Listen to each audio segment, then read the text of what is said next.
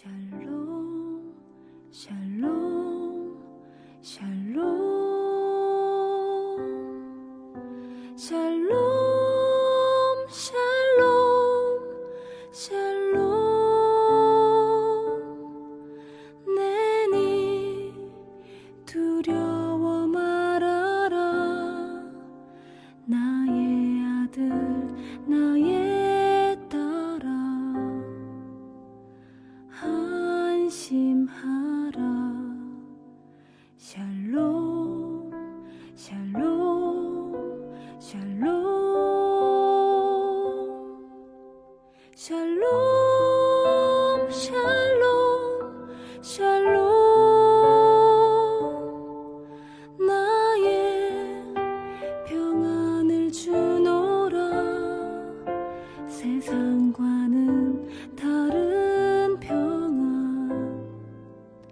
두려워 마라. 샬롬.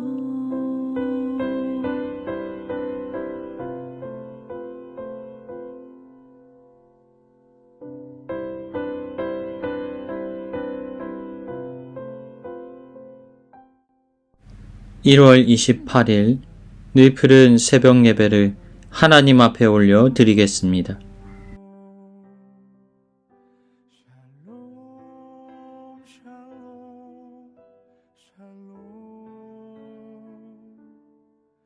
레위기 19장의 말씀을 가지고 하나님의 은혜를 나누기를 원합니다. 레위기 19장 1절부터 2절. 여호와께서 모세에게 말씀하여 이르시되 너는 이스라엘 자손의 온 회중에게 말하여 이르라. 너희는 거룩하라. 이는 나 여호와 너희 하나님이 거룩함이니라. 아멘. 율법은 본래 하나님의 거룩함과 사랑의 성품이 담겨져 있는 규범입니다. 그런데 죄인된 인간은 이러한 하나님의 성품에 도달할 수가 없습니다. 도리어 율법 앞에서 죄인됨이 드러나게 될 뿐입니다. 그래서 예수 그리스도의 은혜를 통하여서만이 우리는 구원의 은혜를 누릴 수 있는 것입니다. 그럼에도 여전히 율법은 우리에게 하나님의 선하심과 자비로우심과 인자하신 뜻을 깨닫게 하는 도구가 될 수 있습니다. 우리 그리스도인들은 어떠한 삶을 살아가야 될까요? 하나님께서는 자신의 백성들에게 어떠한 삶을 살아가기를 기뻐하시겠습니까? 오늘 본문은 그러한 하나님의 법과 하나님의 마음을 우리에게 가르치고 있습니다. 3절. 너희 각 사람은 부모를 경외하고 나의 안식일을 지키라. 나는 너희의 하나님 여호와이니라. 하나님을 따르는 하나님의 자녀들은 하나님께서 이 땅에서 육신의 부모에게 주신 권위를 인정하고 그 부모에게 경외해야 한다라고 말씀하십니다. 육신의 부모는 홀로 살아갈 수 없는 자녀들을 돌보기 위해서 하나님의 권한을 위임받은 하나님의 대리자이기 때문입니다. 그러니까 부모 그 자체에 영적인 권한이 있는 것이 아니라 부모를 보내신 이가 하나님이시기에 하나님을 경외하는 마음으로 자신의 부모를 인정해야 한다라는 것입니다. 계속해서 3절을 살펴보면 안식일을 지키라는 하나님의 말씀이 등장합니다. 안식일을 지키는 것이 어떤 의미를 가지고 있습니까? 우리의 모든 시간이 하나님의 것임을 인정하는 행위입니다. 우리의 생명이 하나님으로부터 왔고 하나님이 지켜주시고 하나님이 보존해 주신다는 사실을 믿는다면 우리는 우리의 시간을 구별하여 하나님 앞에 나아가야 한다라는 것입니다. 그리할 때 하나님의 은혜와 축복 안에 거할 수 있게 되어지는 것입니다.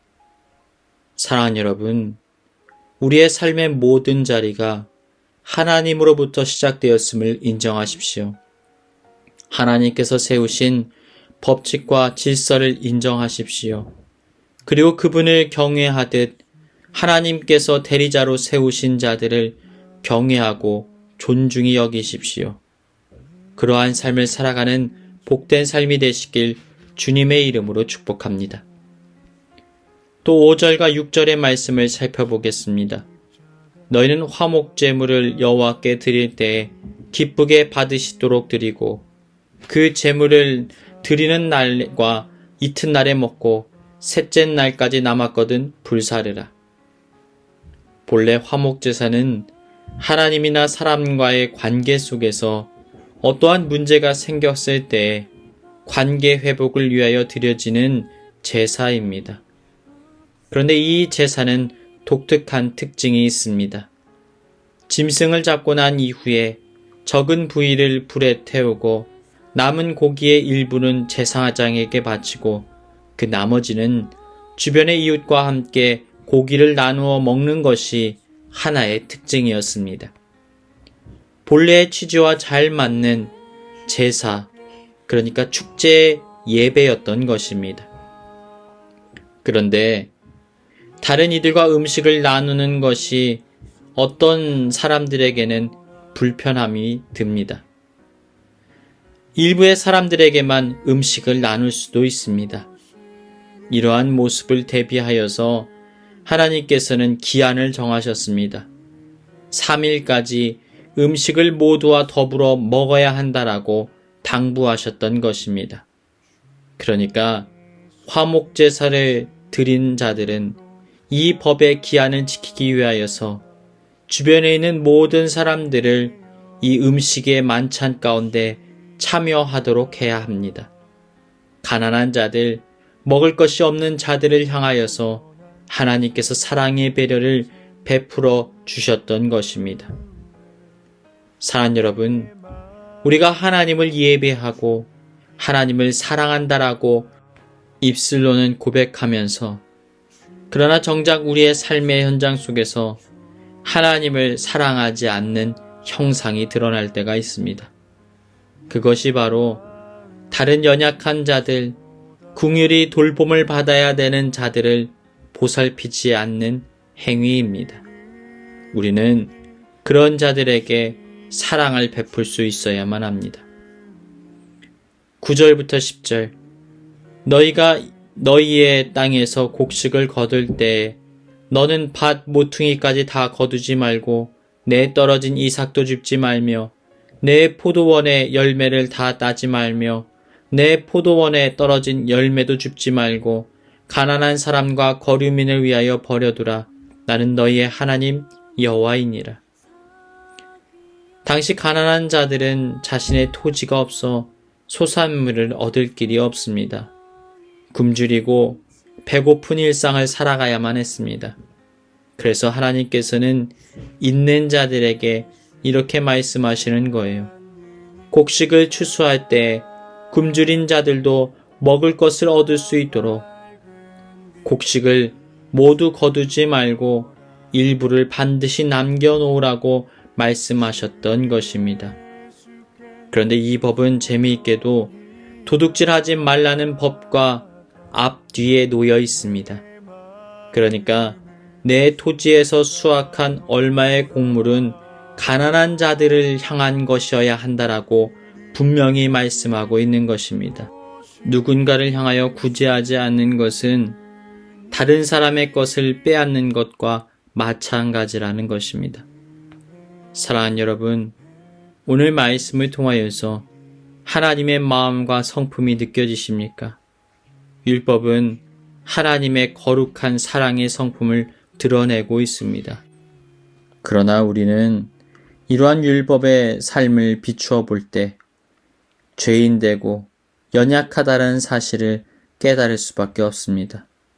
이기적이고 자기중심적인 우리의 삶. 그러나 우리의 삶은 주님의 성품을 본받는 은혜의 삶이 되어야만 합니다. 사랑하는 여러분, 오늘 말씀을 통하여서 우리의 삶을 돌아보고 내 주변의 이웃들을 돌아볼 줄 아는 복된 삶이 되시기를 주님의 이름으로 축원합니다.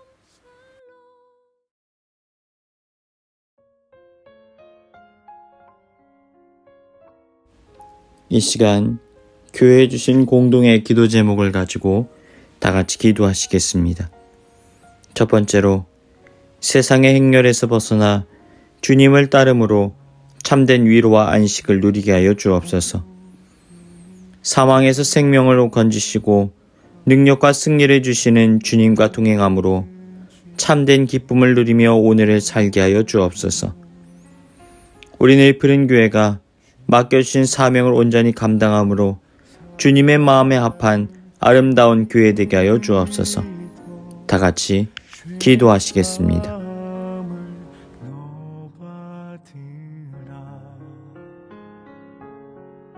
주 예수의 은혜를 입어 내 슬픔이 없어지리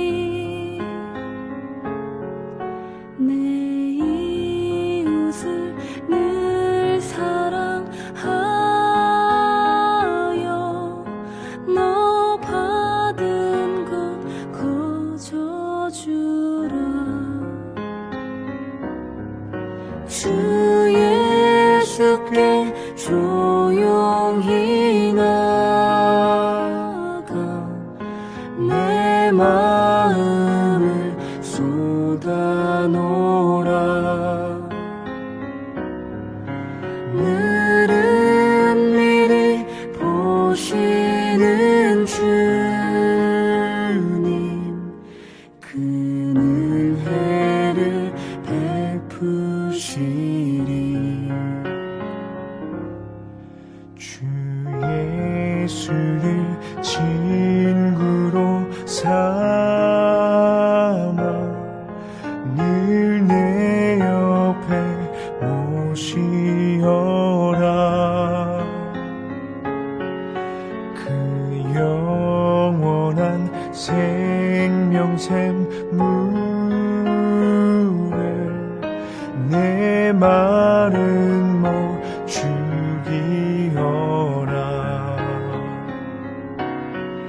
주 예수께 조용히 나가 내 마음을 쏟아놓으라 늘은 미리 보시